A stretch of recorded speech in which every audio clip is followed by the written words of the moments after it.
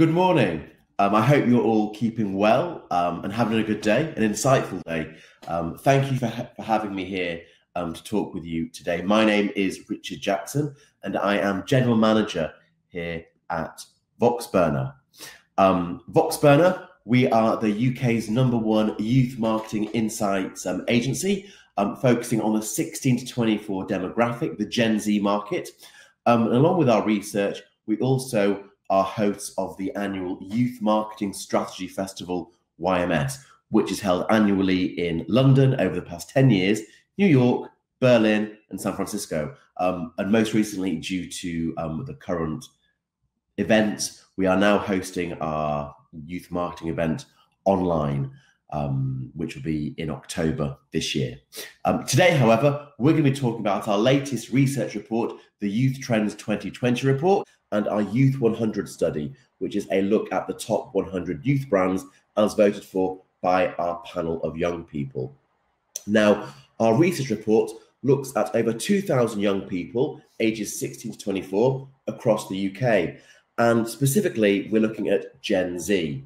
Now, who are Gen Z? Well, Gen Z are a group of people who have grown up in a time of austerity. They've seen enormous change and are spearheading global movements across all areas of society, from climate change to the rise of hashtag Black Lives Matter to the current election in the States. They are driving political change, and they are the most vocal generation of our time. Newspapers, the media are really catching on now to the fact that Gen Z are powering change, and they are a voice to be reckoned with. For now, we're going to be looking at brands and the importance that brands hold to the 16 to 24 demographic.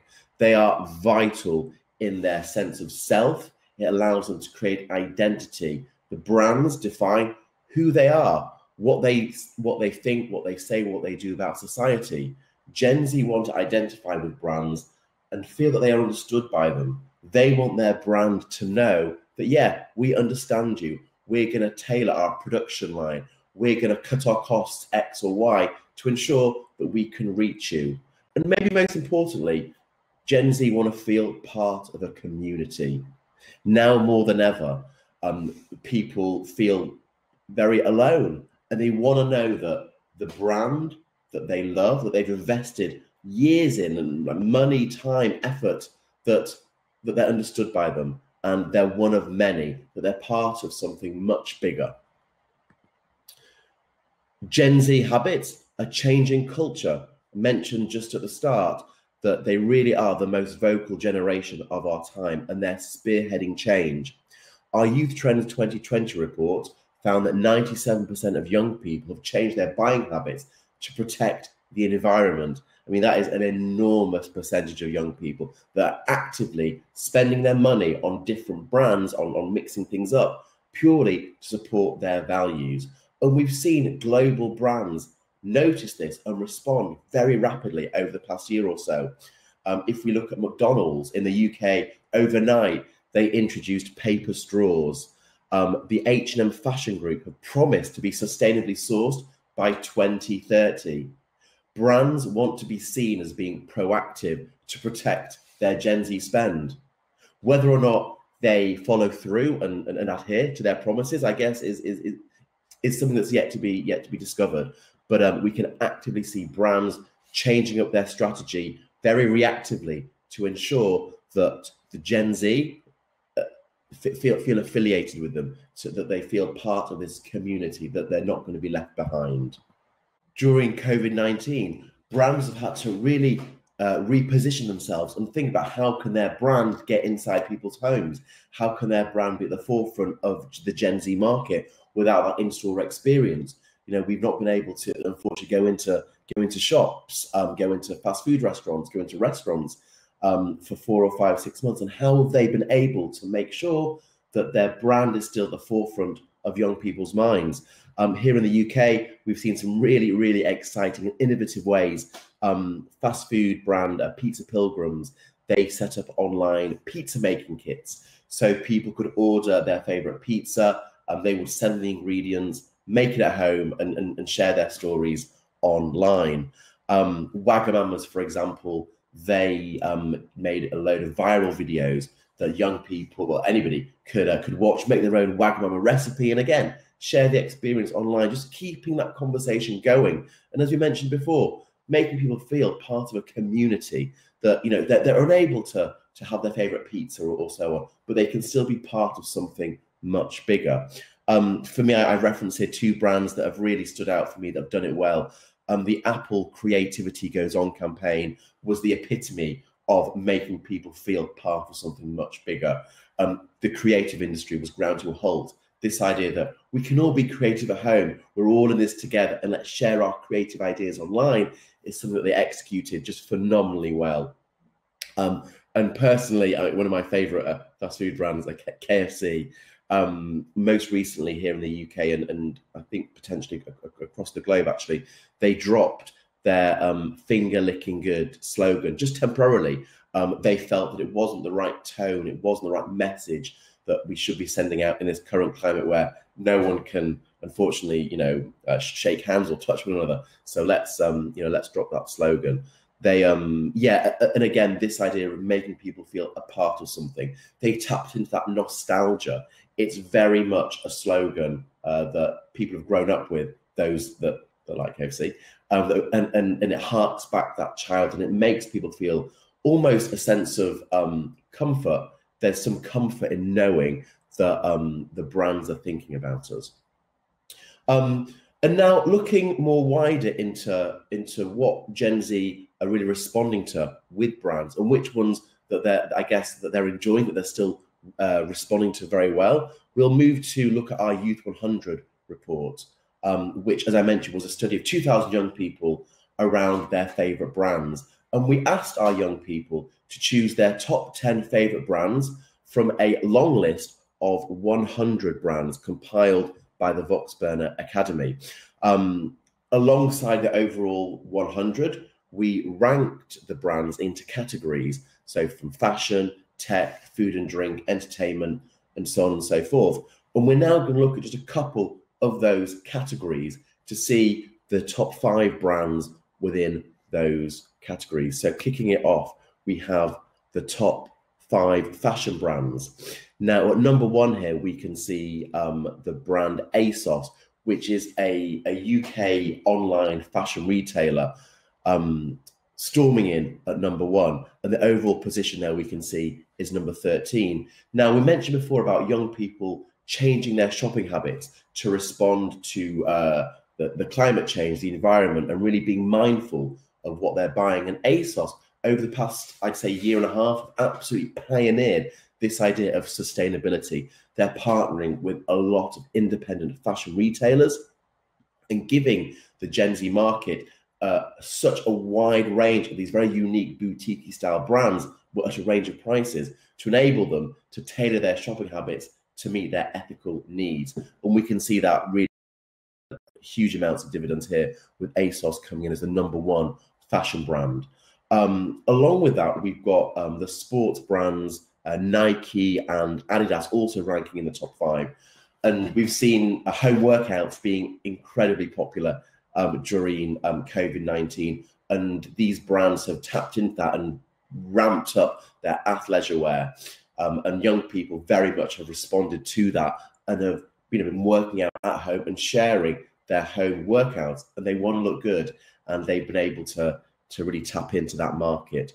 So that's there within the fashion. So ASOS at number 1, Nike number 2, Primark number 3, H&M at number 4, 2 big fashion retailers here in the UK and Europe, and Adidas at number 5. Looking into probably one of my favorite category, eating out. Really surprising, we have McDonald's at number 1. And I say it's surprising, I think probably because of how mindful young people are now of health. They're very health conscious about what they eat, how much they work out. There's very much, kind of goes against that ethos, but at the same time, what McDonald's have been absolutely fantastic at, as I mentioned earlier, is responding to the voices of young people. So around a year and a half ago here in the UK, they ran a big influencer marketing campaign where they were taking very popular influencers and putting it on their TV commercials. The influencers were going into factories, they were seeing how the burgers were made, they were trying the product, and they were able to reach a whole new area of young people through using these influencers. Their recent campaign around COVID and their stores being open, they took a lot of nostalgia around family and young people celebrating birthdays with their families when they were younger. So tapping into that sense of nostalgia and again, being part of a community. Moving in at number 2, we have the chicken outlet Nando's, Greggs number 3, which is a very British brand, 4 Wagamama's, and 5 Domino's. And Domino's here in the UK, their marketing efforts have been outstanding, tapping into the trend that we picked up at our youth marketing strategy event last year around FOMO, so fear of missing out, versus JOMO, the joy of missing out. They run a huge campaign around young people much preferring to have a night in with their Domino's pizza, with some mates, with some drinks, rather than going out like to a club and so on. This idea of enjoying, missing out on these big ideas, just having a pizza. So we see them in at number 5. Looking at technology, Google coming in at number 1, Apple number 2, Microsoft 3, PlayStation 4, Nintendo 5. And again, to be honest, I was slightly surprised that Apple weren't in at number 1. But then if we look a bit deeper at Google, with such a digital native generation, this idea of everything everywhere, and also the popularity and price points of a lot of their products, it's no surprise really that Google have come in at the number 1 spot for this year, and with a huge push on education as well from Google. Gaming is always popular now, so maybe more than ever with people being at home. And we can see the introduction here of 2 big gaming giants. We have PlayStation number 4 and Nintendo at number 5. And both those brands, we've had major releases. PlayStation, the release of Doom, and then Nintendo, the phenomenal craze of Animal Crossing, which I think has helped me through lockdown. We can see that maybe those 2 releases have contributed to them appearing in the top 5. But yeah, so we can see there the look at the top 5 tech brands. Now, if we move slightly wider to look at the overall top 10 across all categories, we can see Netflix number 1, number 2 YouTube, Spotify, Amazon, Google, Instagram, Apple, McDonald's, Cadbury's, the confectionery brand, and Snapchat. Very, very entertainment heavy. And if we look at more specifically the top 3, so Netflix, YouTube, and Spotify, I think that speaks volumes about where young people are at right now with their consumption of entertainment, their streaming services. They want it on demand. And I guess calling out Netflix as a brand that has absolutely embodied this idea of FOMO versus JOMO. Some of their big hits this summer, the Tiger King, for example, they were to be able to create a huge storm with a range of memes, and this idea of Netflix is the only place to watch it. They pushed that out very hard here over in the UK, and young people want to be part of it, part of that phenomenon, and they've been able to secure some really exclusive shows to create this sense of Netflix as the one-stop destination for these shows. Interestingly, we don't see Disney Plus here. I mean, it's still quite new, so hopefully, the Mouse House will have a place here next year. But yeah, looking at the top 10, it is dominated by entertainment brands, and then the only food chain we can see here is again McDonald's. They must be doing something right to be getting into the top 10 overall 100 and also the top 5. And I think for me, what resonates with McDonald's is again this idea of the community first, that young people are part of a much bigger picture at McDonald's. It's not just a burger and some nuggets. So there we have the top 10. Now, the overall 100 and the rest of this research can be found in our Youth Trends 2020 report, which I believe will be available for you all to download at the event later. Finally, I guess, we've only had a few minutes together, but some key takeaways. Now more than ever, it's a great time to be marketing to Gen Z. They're looking for support and entertainment through this pandemic. They want to be seen, they want brand to be playful, and they want to know that brands know that young people are important to them, and vice versa. Transparency is hugely key. Young people value transparency, and they want to champion brands who align with their values across all of these issues. You know, COVID-19, Black Lives Matter, the climate crisis. They want brands to have an opinion, and I think that's like such a shift. Now more than ever, you need to have an opinion. You know, what's your point of view on something to really be resonating well with the 16-24 demographic. And finally, brands who adapt most effectively to Gen Z changing needs will be the ones who survive. I referenced before the startup brand Pizza Pilgrims. They could have shut up shop, but no, they responded very dramatically with this at-home pizza kit. They were reactive. Don't wait for the storm to pass. Ride the storm, you know, dare I say, but be reactive and ensure that the end user is at the forefront of your mind, because doing that will ensure their loyalty for years and years to come. So as I mentioned, the Youth Trends Report will be available to download. I believe you'll all get a digital copy, so you can see the wider range of all the trends that we discuss and the overall top Youth 100 brands also. Along with that, do please head to voxburner.com and sign up to our weekly Youth Trends newsletter for more insights. And finally, it would be remiss of me not to mention Voxburner's own youth marketing strategy festival, YMS Online USA, in October. It will be 2 days of keynotes, research, insights, deep dives into the 16-24 demographic with some really standout speakers. So do please check the event out online this October. That's all from us. Any questions, do please get in touch. It's richard.jackson@voxburner.com, or follow me on Twitter, which is richardjackson3, or follow Voxburner as well, which is @Voxburner.